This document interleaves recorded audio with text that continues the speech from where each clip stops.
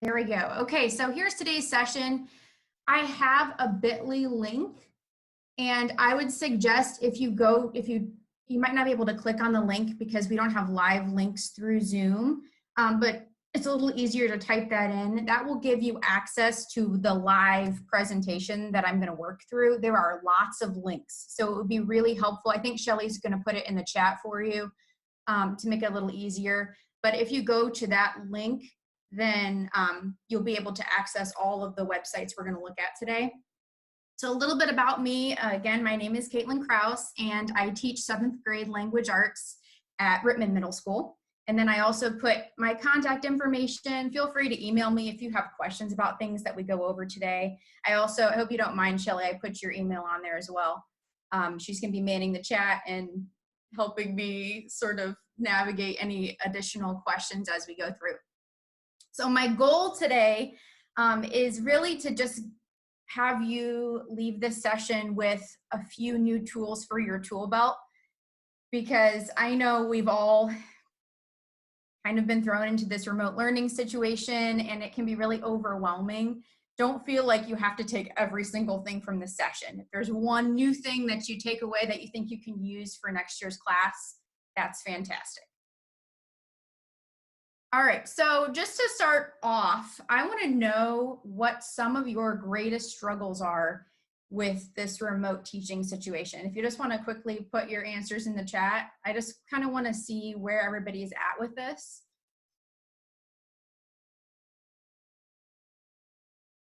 Yes, it's fine to make a copy of my presentation. You should be able to access it and make a copy of it. Learning on the fly, yes. Best practices, engaging students, student accountability. I know I dealt with that. I had maybe 5 or 6 students who never logged on. And I tried to email, tried to make phone calls, and there was no accountability at all. Students completing work, turning in blank work. Making it hands-on, yes. Yeah, managing your own kids and then your students and trying to wear multiple hats at once, definitely. Learning what and how I can do online learning, especially with SED students, for sure. Learn a lot of new technology without training. Okay, good. So lots of really good comments coming through. That's awesome. Yeah, more workload. I'm going to go ahead and move forward. So I try to identify some major areas for me and I'm a language arts teacher, so I try to pull resources that will be helpful to everybody no matter what your content area is. But some of these, especially finding texts, I'm trying to find informational texts, I'm trying to find literary texts, and how do I find good resources for students and make sure they have online access and or hard copy access, reaching and engaging all learners, special ed students, and then using and converting to technology. So trying to find ways to maybe use some of the materials we used before where there was a hard copy version. How do we make that digital? So this is by no means going to be perfectly comprehensive. I would say I'm moderately tech savvy, but hopefully some of these things will help give you ideas. All right, so first we're going to go through and talk about finding quality text resources. So these are some of the places where I have found it to be really helpful when I'm looking for different reading materials for my students. And this would also work for social studies, science. Some of these websites have great crossover articles. So you may have heard of Newsela or Newsela before. I'm going to go ahead and click on these live links. So if you have the bit.ly up, you can also click on the live link, or it's newsela.com. Okay, so I love that they are constantly updating this with recent articles. So the SpaceX, okay, let's say I want to do a current events lesson with my students.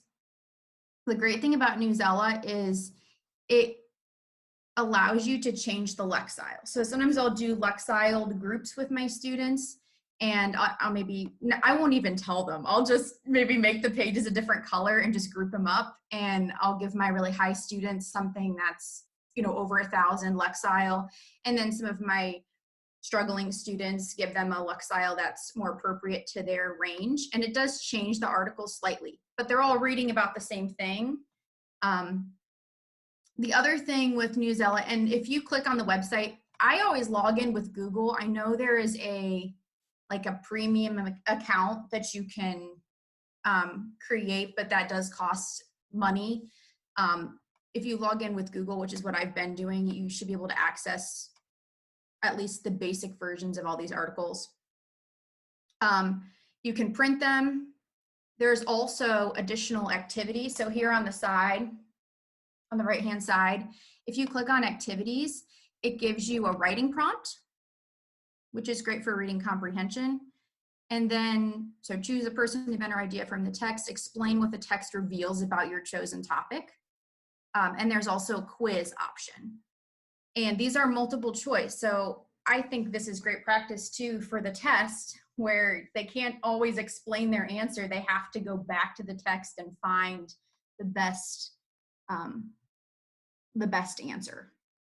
And it does give you the answer. So when you go to print this, it'll give you the option if you want to print the article only, article and quiz, or the quiz and answers. All right, so that's Newsela. Similar, and I actually just found out about this, maybe everybody knows, I don't know, but Doggo News is another similar website where they have current events articles. One of the things that I really like about this website is some of the features are also premium features, which you can, of course, you can print it, but there are actually little links to the vocab. So I think a lot of times students skip over a word. Oh, I don't know what it means. Oh, well. But the fact that they're all hyperlinked is really cool. There's also, it's not all text. There are pictures and then videos. So for some students, having the video is a really helpful way for them to learn.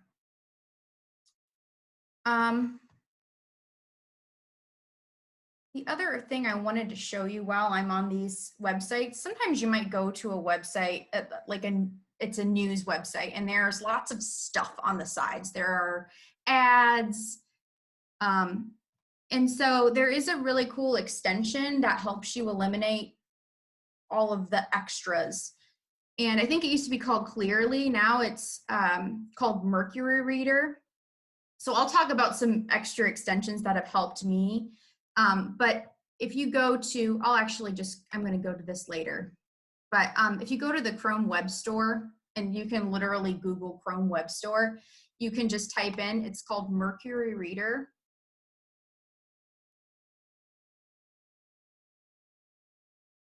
And I already have it added, but it's free to add. Clears away the clutter from all of your articles. And the icon is a little rocket ship. You can probably see up, in my top toolbar, there's a little rocket ship. So I'm going to use that just to show you how this is helpful, especially if you want to save a PDF of an article and make that available for your students. So up at the top, you can't see it, but I have my little zoom bar up here. There we go. I'm going to click on Mercury Reader, and that clears away all of the extras on my article. So I just have the text that I want the students to read. And then if you can actually, you could either just print it right from here, or if you want to save it to your Google Drive, if you go to print, it gives you the option to save as a PDF or save to Google Drive. So that's a little trick.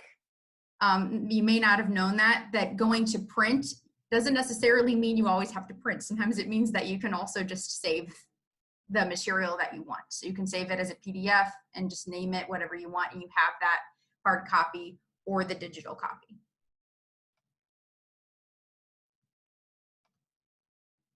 All right, how are we doing? Mercury Reader, yes. I think I shared that in another training too, Lisa, because I just really like Mercury Reader. I think it's really helpful. All right. So that's informational text. And then as a language arts teacher, I really want my students to have access to literature. And that was one of the hardships with this last few months is I wanted the kids to pick a final novel to read. And I wanted to be a book they were interested in, but how do I get those books to students, especially when the libraries were closed and all of that? So I found a couple resources that were really convenient, and even I had some good feedback from students about it. So the first one, this has been around forever, Project Gutenberg. The materials on here are free eBooks. However, they're mostly older literary works. So if I was gonna have the students read something like Huckleberry Finn or Little Women, this would be the place to go to get that book for free. So I'll just show you. So if I type in the title, it'll search for, it has tons of different books on here, but the first one, obviously, Little Women, I can click on that. I can read the book online in HTML. And when I scroll down, here's the whole book. It's all available for free right there. So if you're teaching something that's a newer novel, it may not be available on here, but it's worth checking out, I think, especially if there's something maybe you've been teaching for a while and you know it's a classic. The other, I'm gonna X out some of this stuff. The other is the Libby app. So it's an online library app. There's the option to have the app for your phone and also to just access it via your computer or Chromebook. So I have two different links. Obviously, the convenience of having it on an app is great, and especially if students don't have devices at home. Basically, you are working with a digital library. So you're borrowing and reading eBooks and audiobooks for free, provided you have a library card, and you can link your library card with the app. So I'm going to show you, it's really easy. I'm going to show you the computer version here. I think I might already be logged into this. There's a few steps you have to go through to create an account. But for example, I searched through the library on here. Let me see if I can. It'll give me some options. Okay, so there are a whole bunch of different titles. I can click on a title that is interesting to me. So I clicked on this book, I don't know. And it gives me information about the book, little synopsis.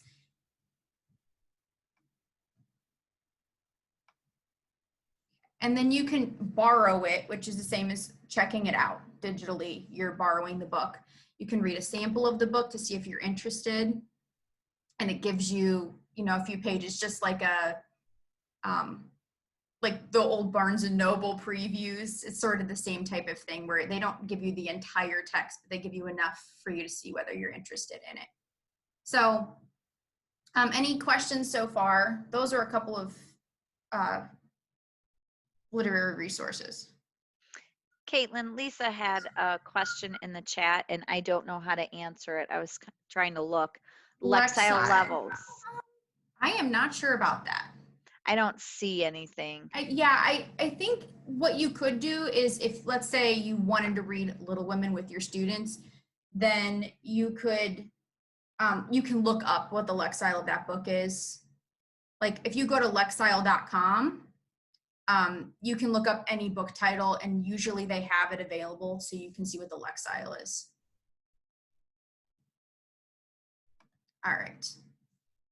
And Libby Books, you only get the books for a certain amount of time and then it drops off your account, correct? I think so, yeah. Yeah.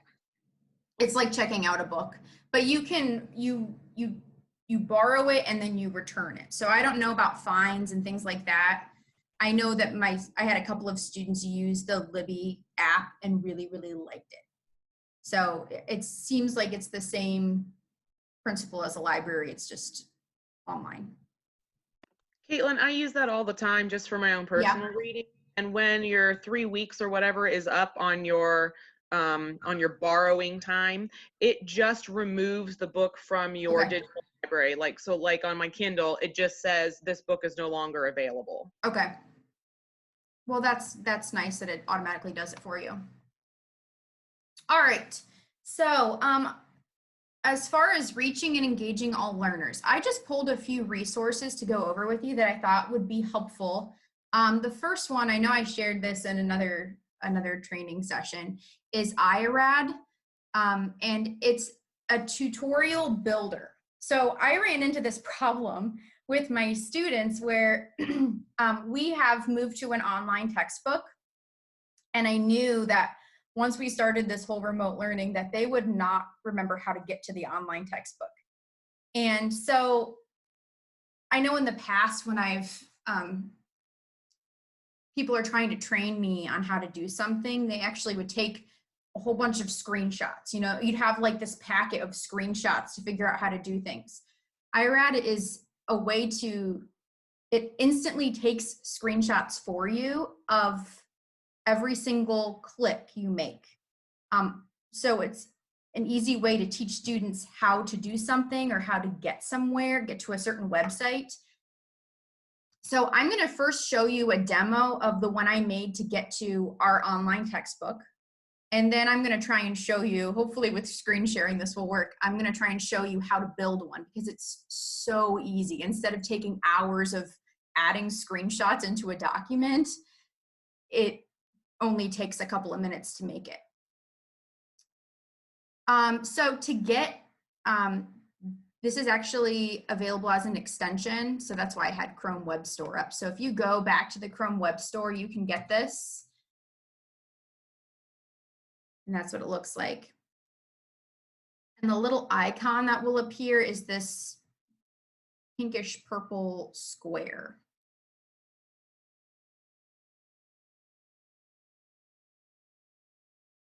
So I'll give you a second if you want to grab.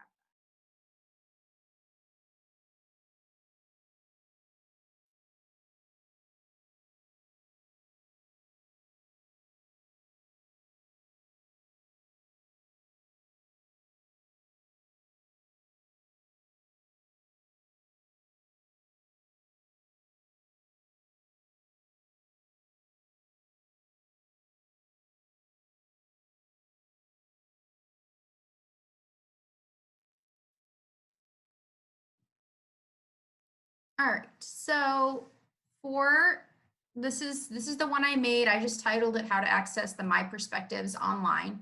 And they give you, what I love about this is they give you different ways to interact with whatever the teacher has, for the students to interact with what the teacher's created. So you can see the steps as a list. You can see the steps as a video. You can print it.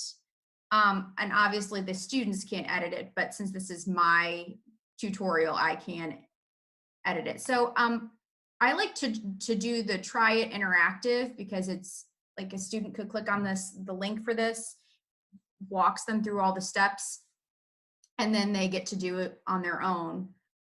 So this is what it looks like. It gives me the action. So the first step is to open my drive, Google Drive, and click on what is highlighted. So I'm instructing them to click on their little Rubik's Cube. So let's try it. Click. And it takes me to the next thing. And it's all outlined in this magenta color. With your mouse, click and drag highlight. Okay, so I'm just going to move it. And it moves me to the next one. So this is what the icon for our textbook looks like. Okay, I got to find the right app. Click. This is the right button for them to click. Click on browse. This is why I had to make a tutorial because there are lots of steps. Okay, then they have to click on the interactive student edition, open in a new window, the menu. And this was a tutorial to get to a certain article. Okay, they have to figure out Unit 5, full class learning, and then we read a text called The Circuit. So that's it, you're done. Once they've clicked on all of that, then they would just repeat those steps to get to it live in their Google Drive.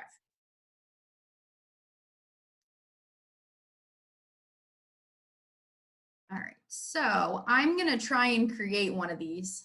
Caitlin, Yeah. as a student, I'm just thinking, as a student, I'm watching that and then doing those steps in a different tab. Yeah.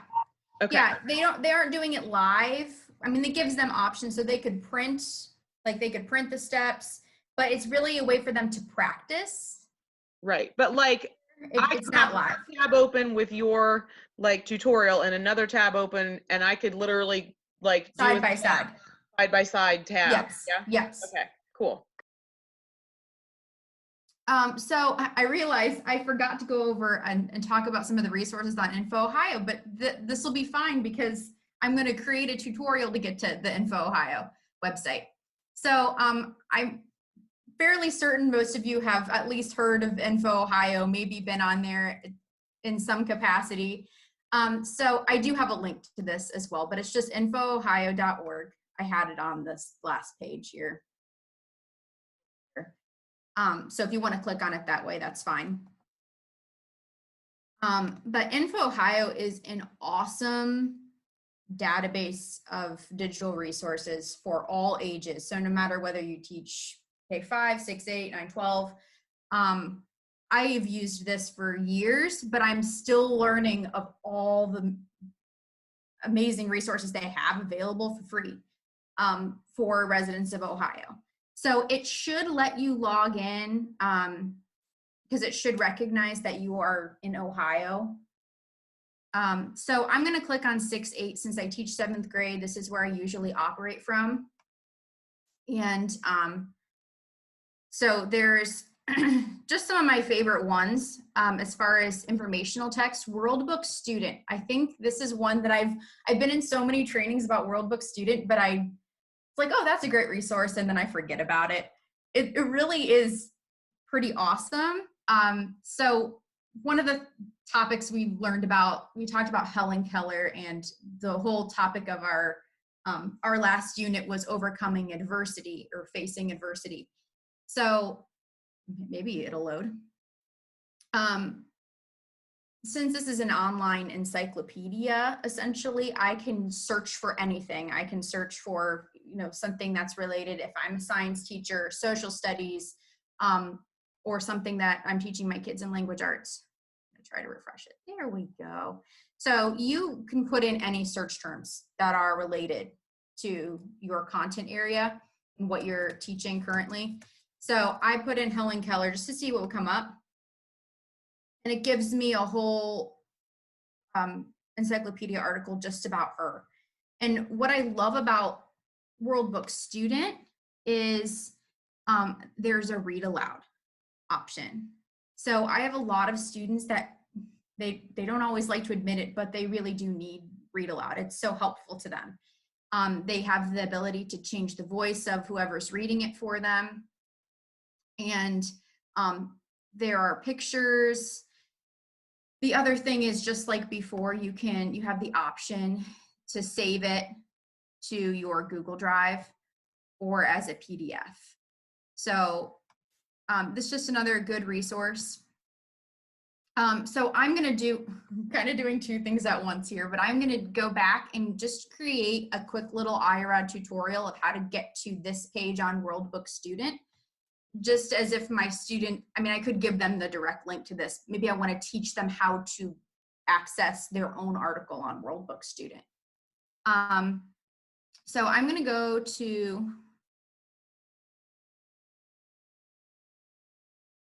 I'm just going to go to the regular info. Start there. So I'm going to assume all my students can get to InfoHio. And then I'm going to click on the little icon at the top, that little purple square, and I'm going to click on capture.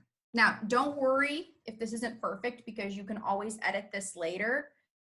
And sometimes for some reason, because it records with every click, if you make extra clicks, then sometimes it does get a little funky and you have to go in and fix it.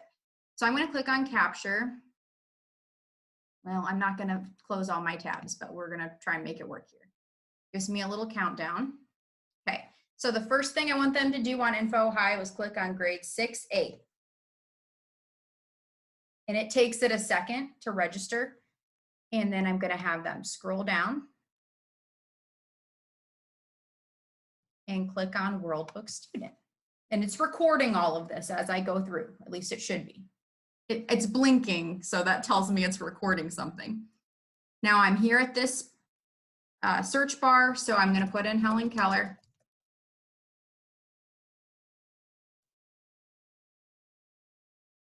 And it took me to this page. Okay, and now I'm going to, okay, I'm gonna click on done. All right, we'll see what it did here. Okay, that worked. Okay. So then this is the little edit bar that just popped up on the side. So the first step is to open InfoHio and click on highlight. So the correct thing is highlighted, so I know that that's good. I'm gonna click next. Then World Book Student, that looks good. Click on the search bar. I may not need that step necessarily. Type in the search, press enter. So it doesn't just record clicks, it also is recording when you hit the enter key. And then that's it, you're done. Okay, so that was a very simple one. It was only a few steps. But I think there are probably lots of uses for this, especially when, you know, kids, not every kid likes to just watch a video. Some kids like to figure it out on their own, but they still need guidance. All right, so I'm gonna just go ahead and move forward. Okay, so we are on World Book Student. That's a great resource also on InfoHio. I'm sorry, I'm kind of backtracking a little bit. What's the other one I was going to go over? Oh, I wonder. So there's this question of student engagement and how do we get kids to care about what they're reading or reading at all? That's like a daily struggle for me, and I'm sure a lot of you can relate to that, no matter what content area you're teaching. So I was trying to find ways for kids to take ownership of their own learning experience. So I wonder, I really like this website because they get to choose what they want to learn about. It's very student driven. So they can decide, do they want to learn about math or money or technology or new languages or culture? So this could really be used for any subject area. Because once they click on this within any of these, there are more options. So let's say I want to learn about technology. I'm just going to click one of these. I was actually I did this assignment with students. I just had them pick one thing they wanted to learn more about, and I had them fill out a KWL, like what do you know, what do you want to learn, what have you learned chart. And I was really impressed with what some of these kids came up with. I mean, they learned all this information about coding or, you know, things that I wouldn't have even thought to have them read. And I could tell that some of them really went in depth. So what do you want to learn more about? There's just lots of different options. So you can kind of go deeper and deeper into the levels.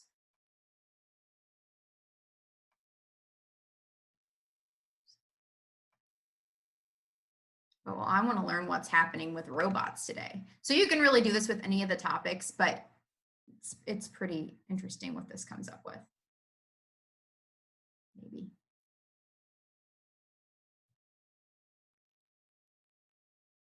Okay. So then even within this, they can click on the articles or videos that they're interested in. And it's their own unique personalized learning experience with I Wonder.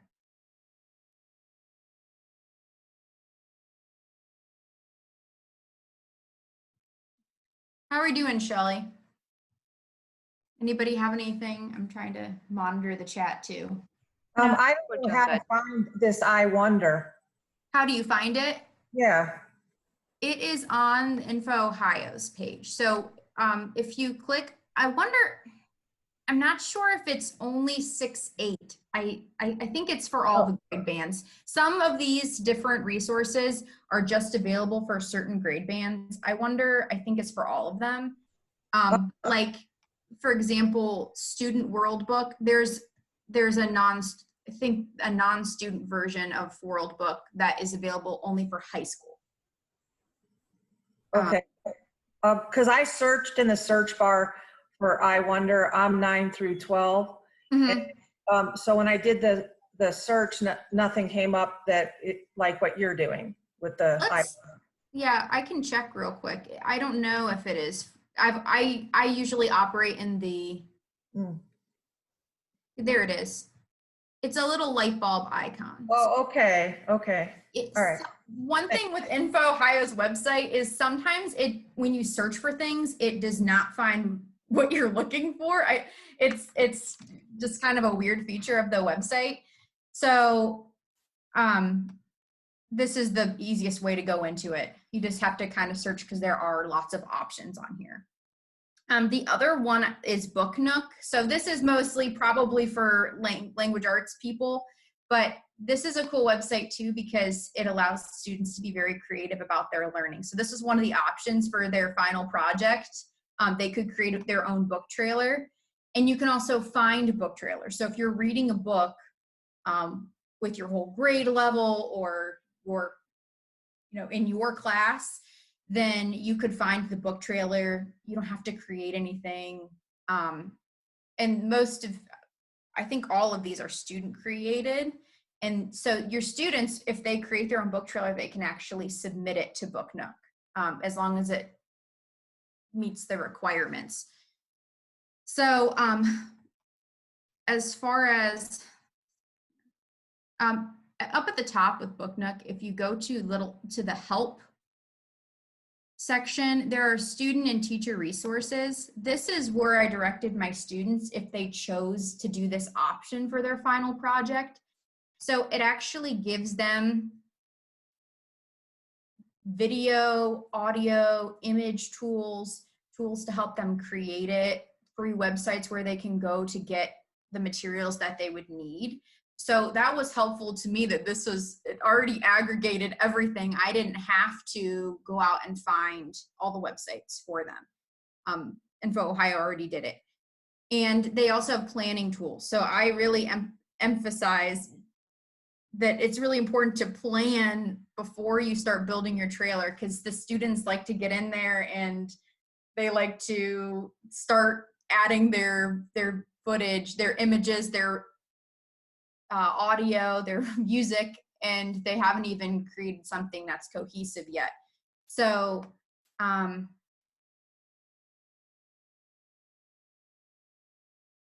these are just some different resources too that are helpful. There's a Prezi. I think this has something. Anyway, so I just thought I'd point that out if that might be helpful, especially to your content area. Okay. All right, so those were the main things on InfoHio. Obviously, if you do a lot of research, they have the Points of View Reference Center, and that's where I have students go normally to find quality articles to use for like argumentative essays or anything that's more research based. Okay. Let's see how we're doing here. All right, so the next thing is Flipgrid. And I know that maybe some of you have already attended Flipgrid trainings. Was there one yesterday, Shelley? You caught me with food in my mouth. Yes. Oh, I'm sorry. Okay, so this might be a review, but if you haven't used Flipgrid, I try to use it, and the students that actually tried to use Flipgrid, I think really enjoyed it because they didn't have to write their response. Everything in language arts tends to be right. So they could just explain to me what, you know, what their book was or why they chose it. And I had several different Flipgrid prompts that I tried during this remote learning time. So I actually created just a quick little Flipgrid prompt. I thought maybe, you know, if you all were willing, have you all just try as a student from the student view, creating a Flipgrid so that you know what the experience is like. It's really pretty fun. So I'm first going to go to the website here. I think I stopped. So this is what the website looks like. And I'm just going to go ahead and log in here.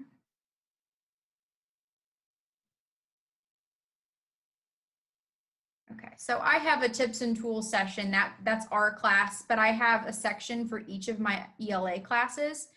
And you basically can create a short, usually between 30 seconds to 2-minute video responding to a prompt. So our prompt today is really simple. It's just like say hi and say a fun fact about yourself. But you could really use this with any sort of prompt in your classroom. So I'm going to see if I can go in and show you how to create this. So you name your grid, which is your class, whatever you want, if you have different sections or different classes that you teach, and it automatically generates a code. That is what the students will use to access your grid. And then you can click on what type it is. Is it school, based on student IDs? Just lots of different options on here. The other thing, this is one thing that I kind of went back and forth on because I'm dealing with 7th graders, and some of them, if you're not standing right there, who knows what they could record and make visible to their entire class. So you can make the grid active, or you can also keep it hidden. Not the grid is the class. I need to go into, hold on. I need to go into the actual prompt. So you can actually hide their videos until you view it and make sure it's okay, and then you can make it visible to the rest of the class. So as far as, this is just creating the class, this first page. You can add images. Okay, so I'm just gonna update it. Okay, but the topics, that's what they're called, topics. So this is where you have a little bit of control with some of those settings. So here you put in your prompt, the title, the prompt, how long you want to give them to record. So anywhere from 15 seconds to 10 minutes. Usually these are about a minute long.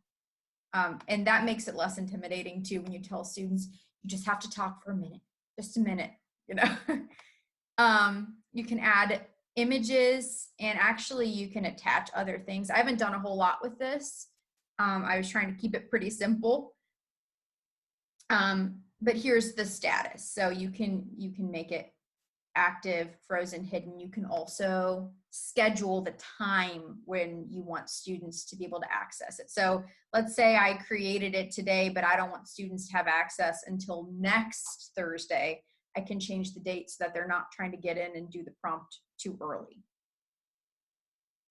And of course, they love adding the selfies and the stickers and all of these extra things. Students can like each other's videos as well, which is kind of fun. And then also, it displays the number of views a video has received. So it's cool for students to think, wow, 20 people watched my video. That makes them feel pretty good. And you can give feedback. I did just give written feedback on these. There's a little box next to it where I could type in and send them my feedback. So I did a little bit with that. All right, so I thought this would be a good place to maybe take a short, I know we're not quite halfway through, but since I kind of explained Flipgrid, to give you time to go into that link and make your Flipgrid, and then we'll kind of attach that to a short 5-minute break, if that's okay with you, Shelly. Just in case people need to get up, stretch their legs a little bit. Of course, that's fine. And that way you have time to make your Flipgrid, and then when we come back, we can look at what everybody made. Does that sound good? And I'm going to pause the recording. Okay. Put a link in the presentation for today. So this, if I go back to my Flipgrid,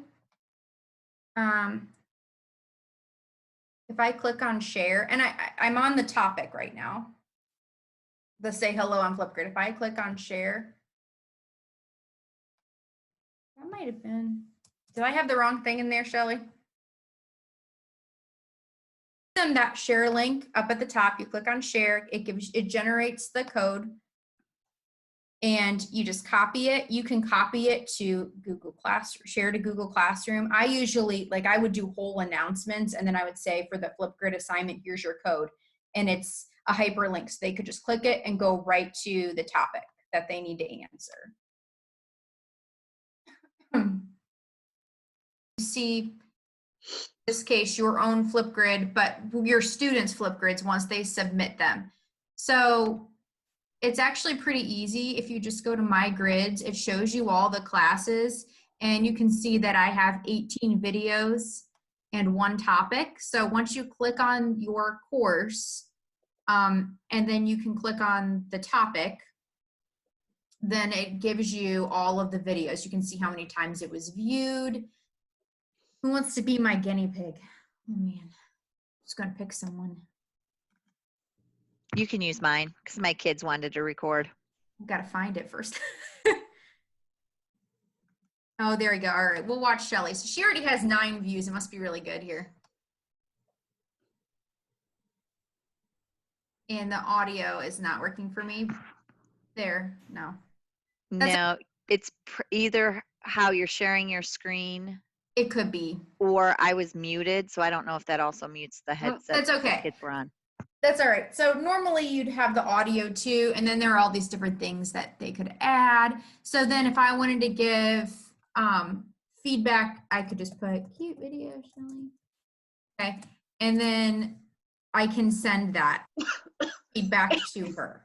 Okay, I could email it, or I think it automatically saves it in here. So if she comes back and views her video, then she would see my comment.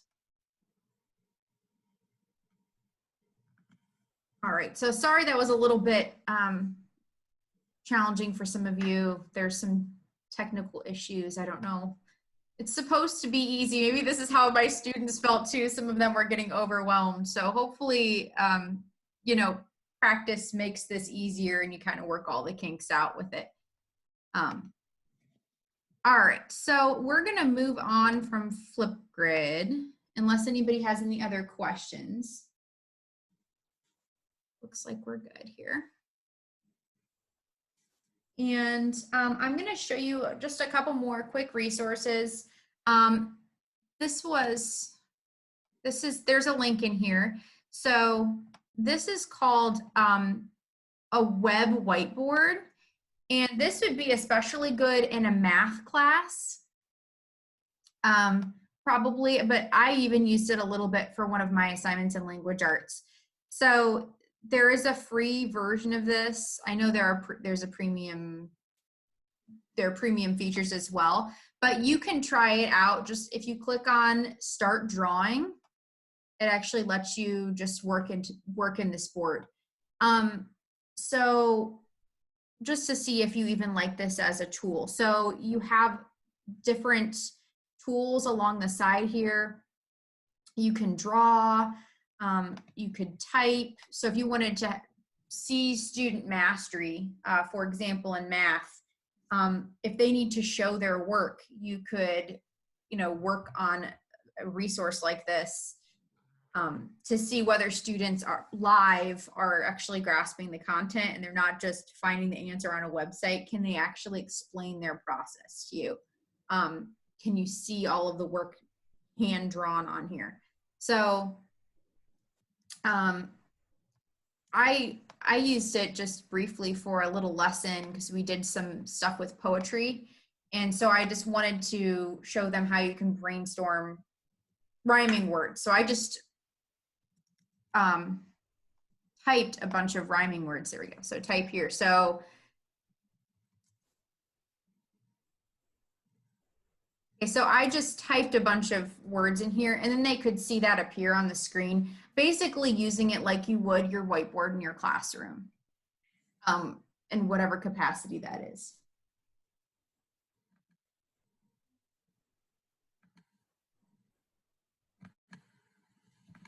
Yeah, I learned about, I don't remember which session I was in, Lisa, where we talked about this, if it was a session with Shelley or maybe something that Eric Kurtz recommended, because I've been watching some of his videos too.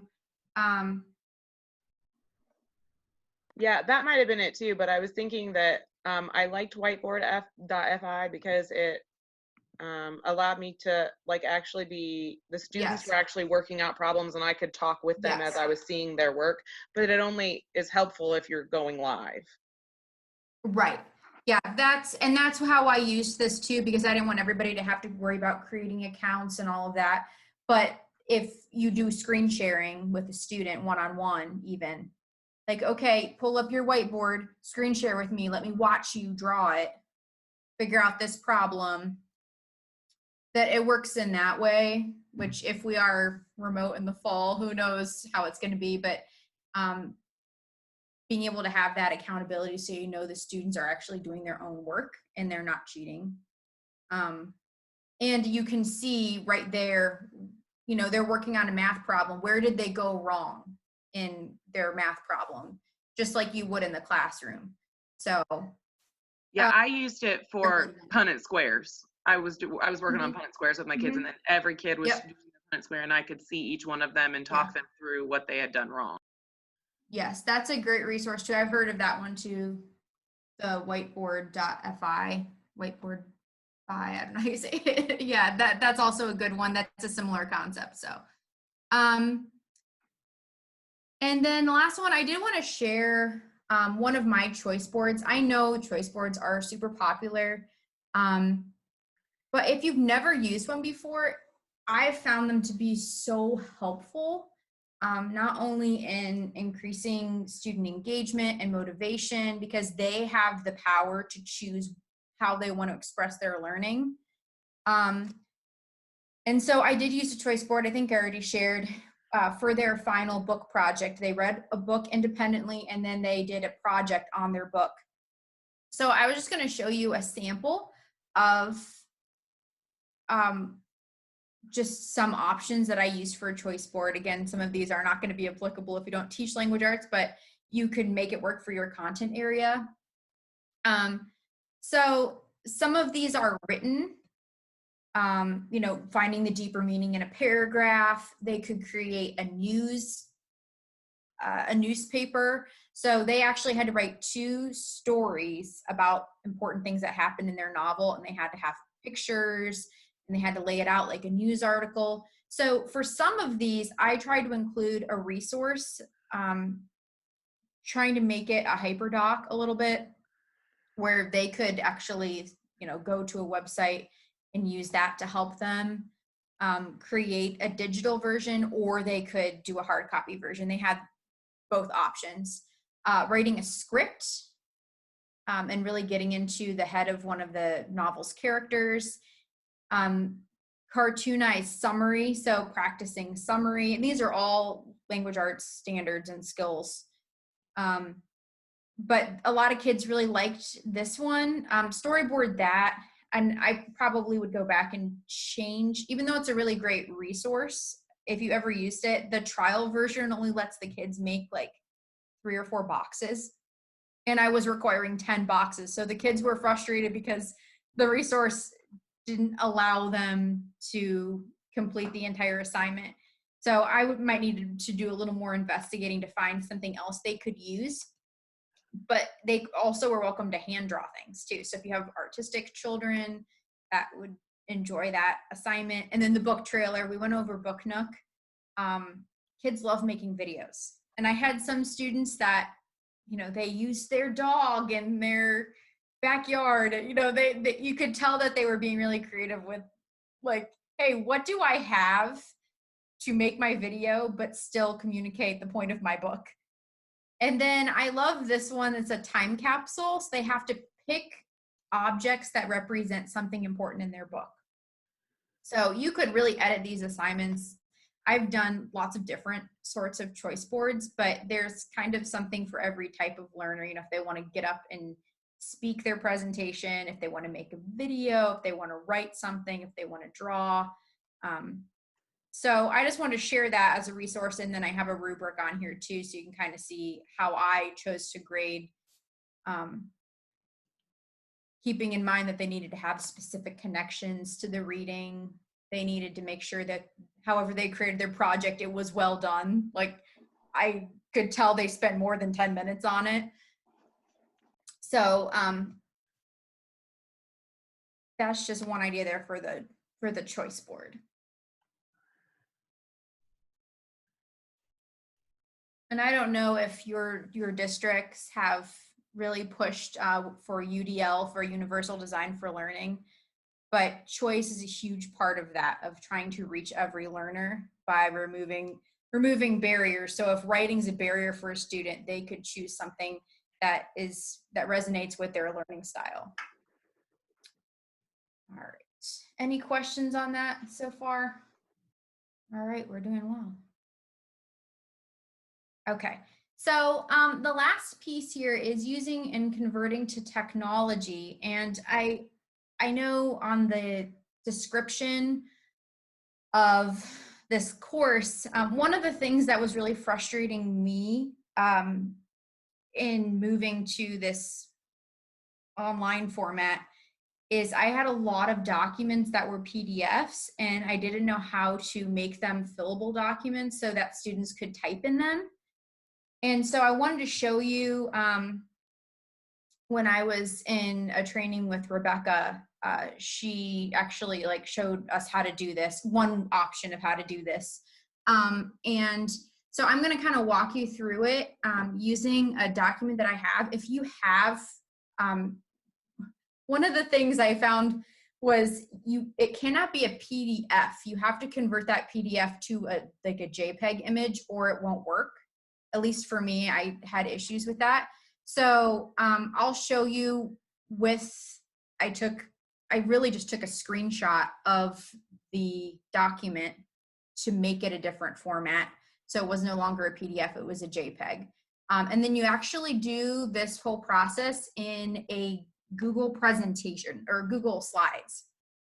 So I'm gonna go ahead and show you, and if you have a JPEG or you can create one, and then you want to convert your own right now while we're doing this, then feel free to do that. So I'm just going to start off by going to my drive, and I'm going to create a new Google slide.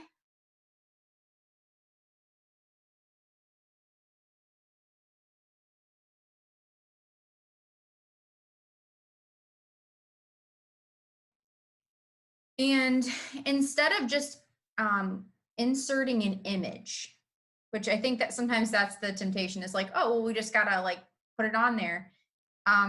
It doesn't work because then students can move that image around on the page. And it's frustrating when they're trying to type in the document, but they can manipulate the back of what they're trying to type into. So you actually need to go to Slide and change background. So you're actually going to put that image as a background on the slide so that students can't change it. And I already have an image ready to go here. So it could be, you can grab it from your Google Drive if you'd like. I'm just going to grab it from my desktop. Sorry, all my stuff here. So the document I chose is just something that we were using in class about limericks. And I wanted to make this something they could manipulate because there are places for them to type in this, but they can't type in it as it is. Now you'll notice that the formatting looks really funky on here. I'm gonna also delete this. I don't need all the title slides. That's because the paper size does not match the dimensions of the original PDF, the original sheet of paper that I had. So If you go to File, and let me know if I'm going too quickly. Oh, good. Somebody said Book Creator could be a good choice for the choice board. Thank you. That's good. Those are helpful. All right. So you're going to go to File, and you have to scroll down to Page Setup. We need to change how the page is set up. Well, we don't want widescreen. That's not going to work. We're actually going to have to make a custom size. So if you click on Custom, and then we'll do 8.5 by 11 because that's the size of a normal sheet of paper, and voila. Okay, now we can actually see all of the text. Now, Shelly, I don't know if you have any tips for this, but one thing, yes, I can see the whole document. All of the text is on the page, but the only way I could find to make this work was by zooming, and students didn't always know how to do that. I don't know if there's an easier way to manipulate this, manipulate the view on this. I think that's the easiest way. Okay. That's just what I was telling students. So I would actually go in and I would, find maybe 100's most comfortable here. But then now that this is the background and it fits on the page, then I'm just going to insert text boxes, and you add these in where you want your students to type. Now I had to, depending on the text, I kind of had to move these around a little bit to make it something that'll work. Sometimes it doesn't align perfectly with the existing lines, but you would basically put type here. Okay, this one I'm going to have to, maybe change the size of the text or move the text box a little bit so that it's my OCD self. I like it to line up perfectly with the lines, and I think that's helpful to students too, so they know they really are supposed to type there. So they're just moving a little bit, and you can do this for each. It takes a minute, but then when you go to assign on Google Classroom, you can make a copy for each student, and they can type in their copy before they turn it in. So it's not like you have to do this for every student's document. Once this is your master, as long as you make a copy for each kid can type the correct thing. So I'll just do a couple more of these if you're working on your own.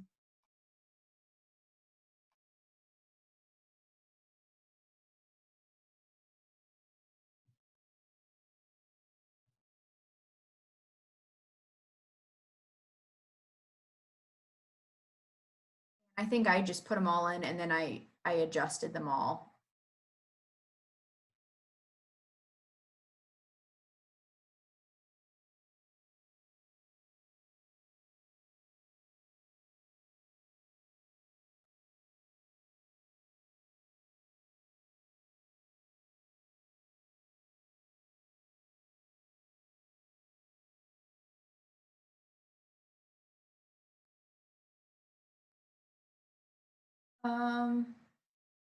Lisa asked, you went to File or Edit to adjust the size of the document, Lisa?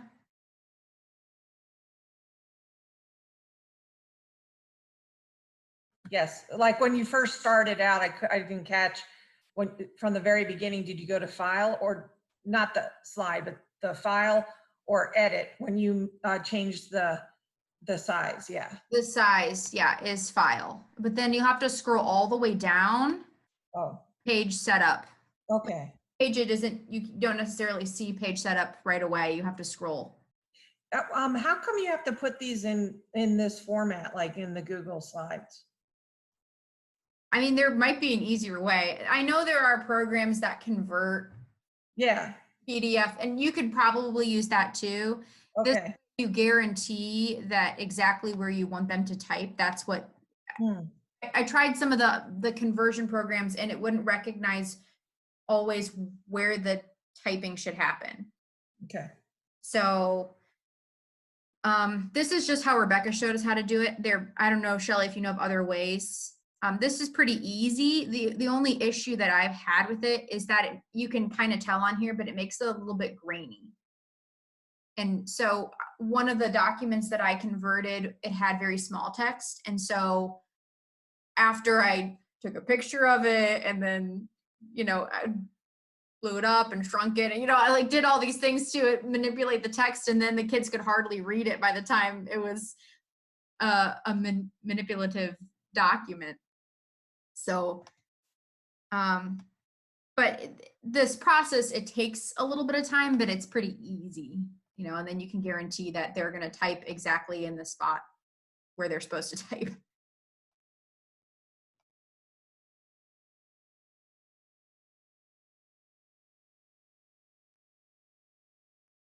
Okay. All right. Any other questions about this? Hopefully everybody got a chance to like try it out on their own.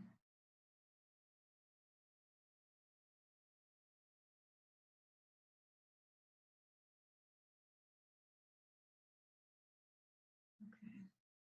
All right. Well, we'll move on. Wow, you were right, Shelley. We're just like moving through. I had a whole bunch of things I like cut off the agenda because I was like, we're not going to have time. I guess I'll go into Google Classroom and just share a couple of things. Really, I think most everyone was using Google Classroom, so you probably know some of this. But one of the cool things, kind of going back to that choice board, one of the cool things on Google Classroom is that you can actually build rubrics on Google Classroom, which I just found out. I think it's a newer feature. And so I just have my fake little class here that I'll kind of show you the assignment and then the rubric. Oh, good. Some people didn't know that. My goal is for you to take learn at least one thing that you can take with you out of here. So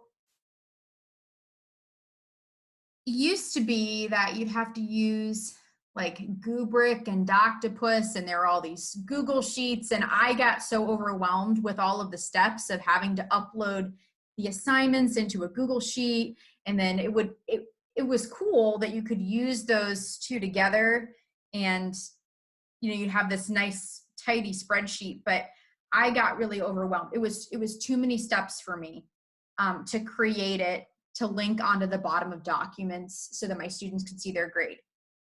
Now, I normally still operate in the classroom with hard copy rubrics because they're easier for me to just look at even if the assignment's online, I look at the screen and then I look at my rubric and I just circle it and I'm done. So this to me was so helpful because I obviously wanted to give students feedback about their final projects, but there wasn't really a way for me to give them a hard copy. So this is the assignment, just so you can kind of see. Now, I don't know if it's going to be as awesome to see the view because I don't have any students in this class. But this was their assignment, the choice board that you already saw, and they picked their project, and then they just attached it to the assignment and turned it in.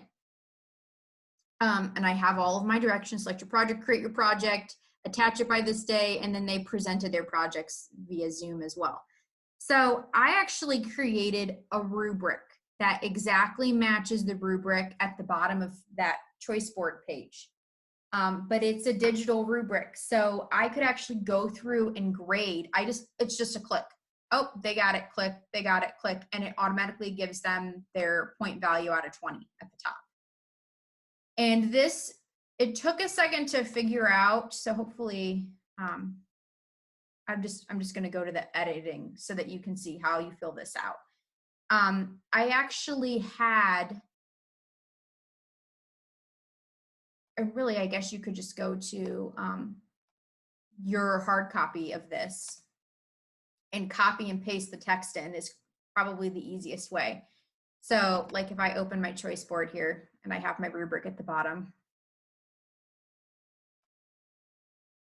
I'm just going to copy and paste this text into my digital one. So it takes a little bit of time to create it, but then it's so fast when it actually comes to the grading itself. So I just made sure the order of points was descending, and I think it was pretty smart about that. It kind of figured out what I was doing. So you put in your point values for each section. And so I did 4, 3, 2, 1. I just made sure it matched up. So a 4, my description of the 4 on my original rubric matched what I pasted in. And you can do as many rows and columns as you want so that it matches your rubrics. And then you just click on the little like add a level, and then you can add it in here. And hopefully I can delete my level now. There you go.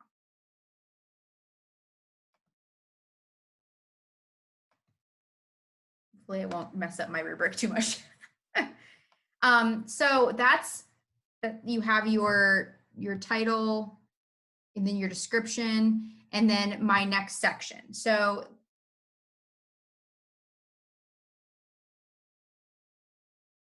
let's see if I can do it at the bottom here. So to add a new section, down at the bottom it says add a criterion. So that's adding the next criterion of your rubric. So if I wanted to add a new one and I wanted to grade, I don't know, I already had it all, but we'll just do the last one again here. Spelling and grammar. Okay, so maybe I don't have to put a description for the criterion either. But let's just say this is my last one. I type in spelling and grammar, and then obviously you're going to have to add in your points. I want to make sure I have 4 sections because I have 4, 3, 2, 1, and I have to put that in.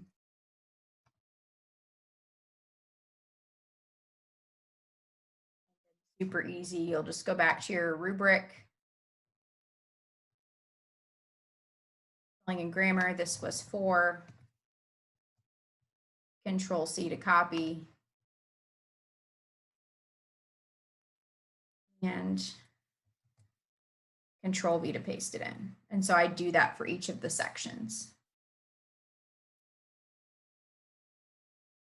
Yes, Lisa, you can import it. I had issues. There were glitches. I tried to import my rubric, but there's a very specific way you have to format it in order, like from Google Slides or Google Sheets, in order for it to convert. And because I didn't have mine in a Google Sheet, it was very confused. I tried to do the importing. So you could try that first. It might work for you. For me, I found this, I spent like 20 minutes, half an hour trying to import it, and I was getting so frustrated. And then it took me like 10 minutes to just type it. So that's why I'm showing you this version. Caitlin, I'll agree with you. It is difficult to do the import properly, but what is nice is that once you create a rubric once, you can reuse it. So once it's there, then it's there, and you can reuse and modify as needed. Well, and I know in the one training you were showing us, and I haven't gone in and cleaned up all of my Google Classroom stuff yet, but when I moved this to my assignment bank class and I copied the assignment, it also copied the rubric with it. So I still have this rubric to use for next year's group. So yes. I didn't lose anything, you know, even though I typed it all. How to get to the rubric. Oh, I can go in and show you, like in Google Classroom, how to, I think this was something you showed us too, Shelly, how to reuse assignments. So you could potentially, from any of your Google Classrooms, you should be able to reuse assignments in another class. I'm gonna X out of here. How did I get to the online rubric option?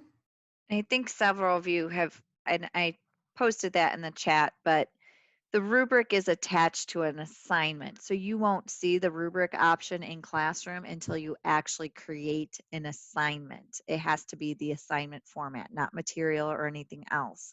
And then it allows you to create the rubric with that assignment.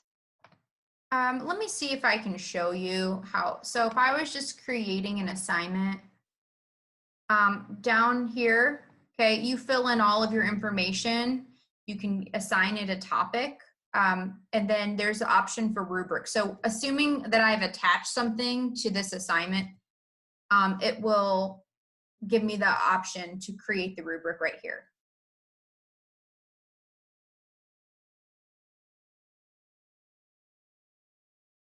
Yes, and as far as create, so that's how I actually grabbed this assignment, because I moved it from my language arts class. So I put create, reuse, post. Now it gives me all of my assignments. So let's just pick, just to do something different. You know, some of you are interested in I Wonder. So I'm gonna say, I'm gonna reuse my I Wonder assignment. It also gives me a copy of the KWL chart. Now, if I wanted to, see, now that I have an assignment here, it gives me the option to do a rubric for the KWL chart assignment if I wanted to. But then I can assign it. So if I just click assign, then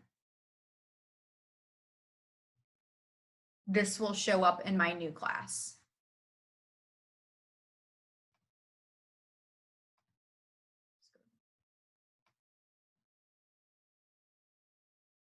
So if I had students, they would be able to view that. These are good questions. Once you've created a rubric, is it available to attach to new assignments? That is a good question. It is. So if you click on the plus rubric, you should be able to create new or reuse. Just like you can reuse a post, you can reuse a rubric. I'm not sure, like for me, my final book project rubric goes with this assignment. So I'm not sure in what situations. I guess if you have a universal rubric for something, you would maybe want to attach it to lots of different things. You should be able to do that too. So let me see. And you do have to go to the instruction tab. I think sometimes students would miss this. Like I put all these detailed instructions and they didn't know. If I go to edit and I go to rubric, it gives me the option. I can create it, I can reuse it, or I can import a rubric. So if I click on reuse a rubric, it gives me the rubric I used for the independent reading final book project. And I could select it and I could add it. And then it's there. So, and then you can also modify it in that assignment. And yes. It's not going to modify from your original assignment. Correct.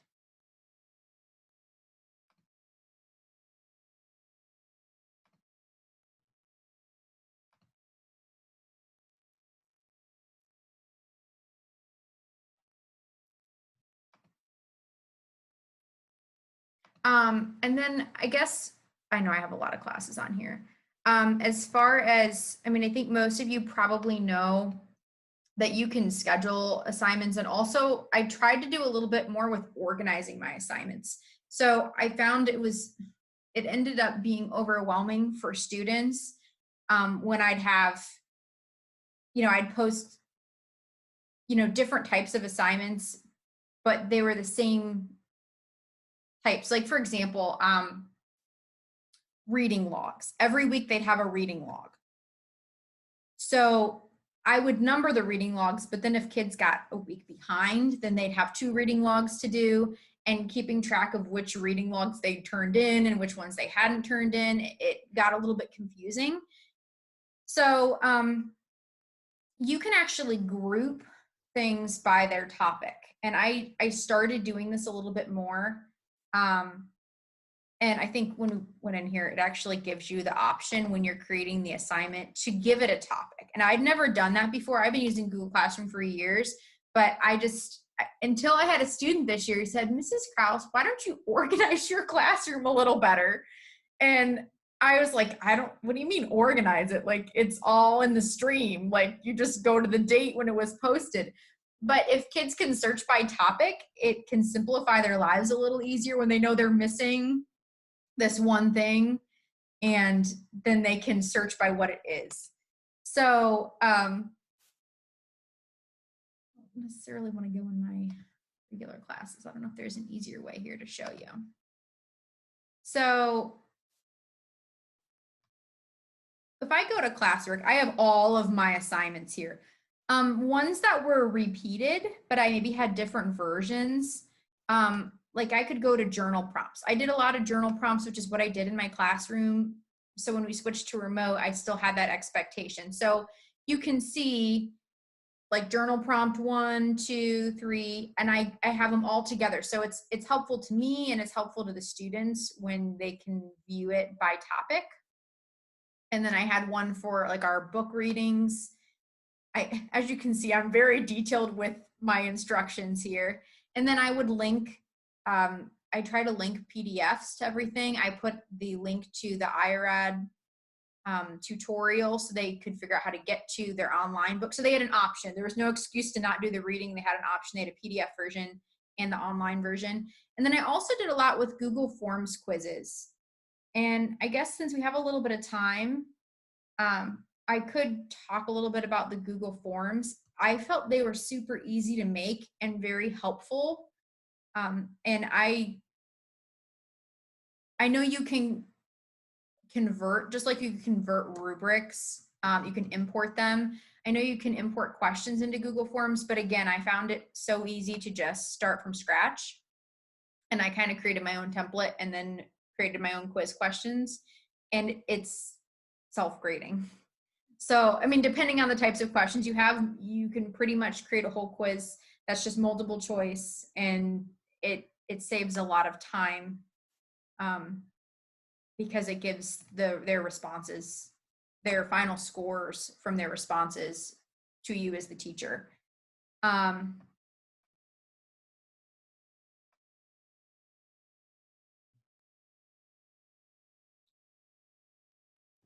Oh, organizing assignments by week, that would be helpful too. How to organize by topic. So when you create the assignment, you actually have to select what the topic is. So the first time you create a topic, let's see if I can go in here. Oh, this isn't going to have a topic. Hold on, I gotta find one with it.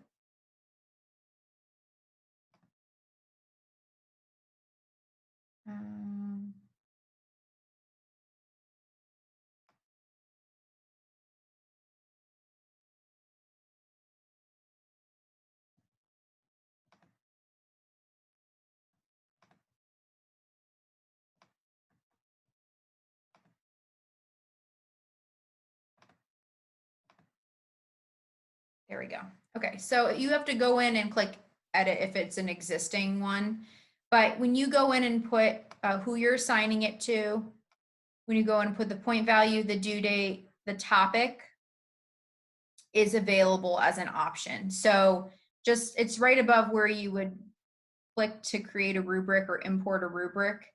So you can create a topic from here. So if I had nothing yet, I could create journal prompts as my topic.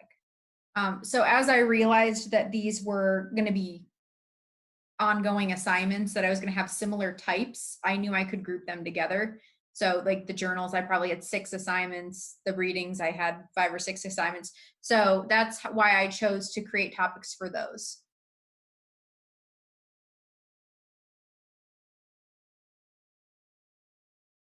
So hopefully that helps. So when you create,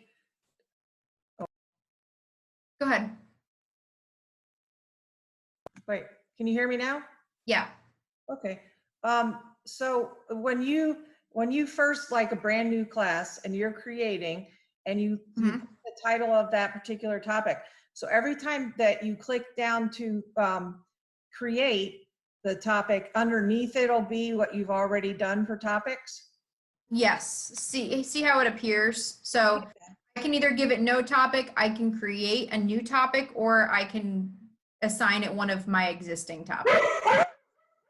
Oh, okay, thanks. You're welcome. Okay. All right, Shelley, were you saying something? I thought you were maybe trying to jump in. I don't think so. Okay, that's all right.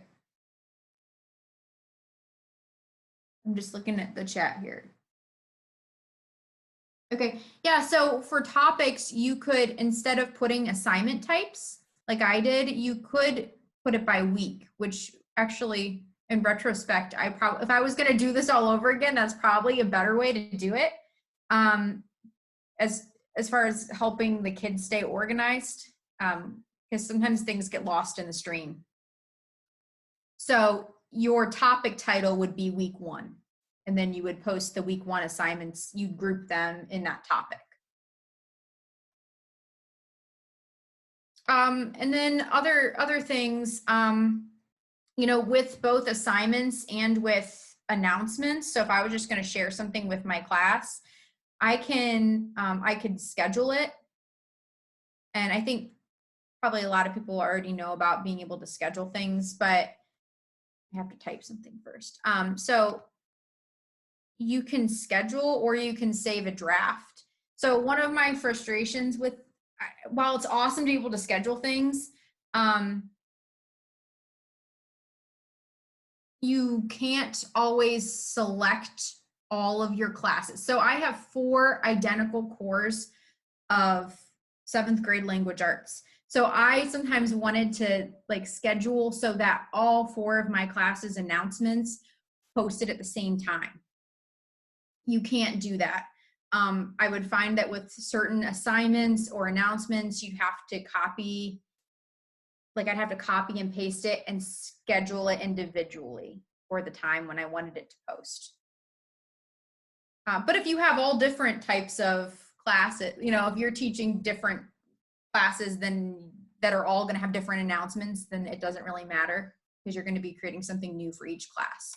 So I can put when I want to schedule this, and then it'll be just pending at the top of the page. It'll say saved announcements, and I can go in and I can edit this at any time before it posts. Even after it posts, you can still edit things. But that was really helpful to me because I try to post things at like 6:30 in the morning. And so if I already have it all typed, I have a whole draft ready to go. I don't have to think, I just can go in and post them all, or I can schedule them and I don't even have to be there. I just know it's always going to be rolling out when I intended it to.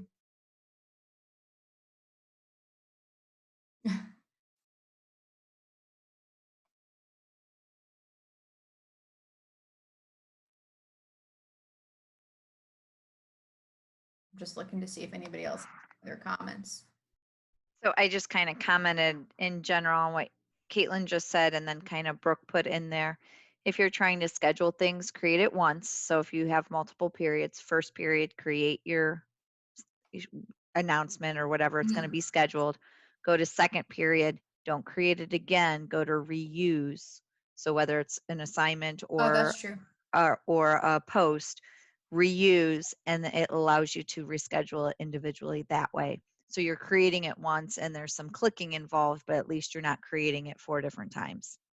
So can you reuse a draft? Yes. Or post it first? You can reuse a draft. Okay, yes. I did not know that. That's helpful. I copy and pasted, which is probably about the same amount of work anyway. Yeah. But then you can at least schedule them all. Correct. And you can reuse something that is scheduled in the future. So it doesn't already have to be posted. Mm-hmm. Okay. That is good.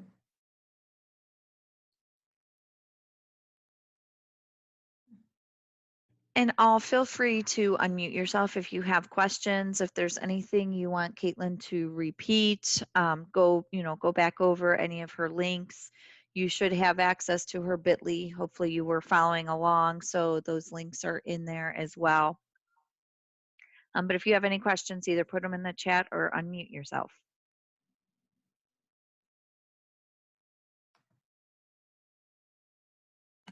School district is having a training with Canvas. Are there any other school districts that are looking at that as well? Because that will then incorporate everything we've been doing with Google.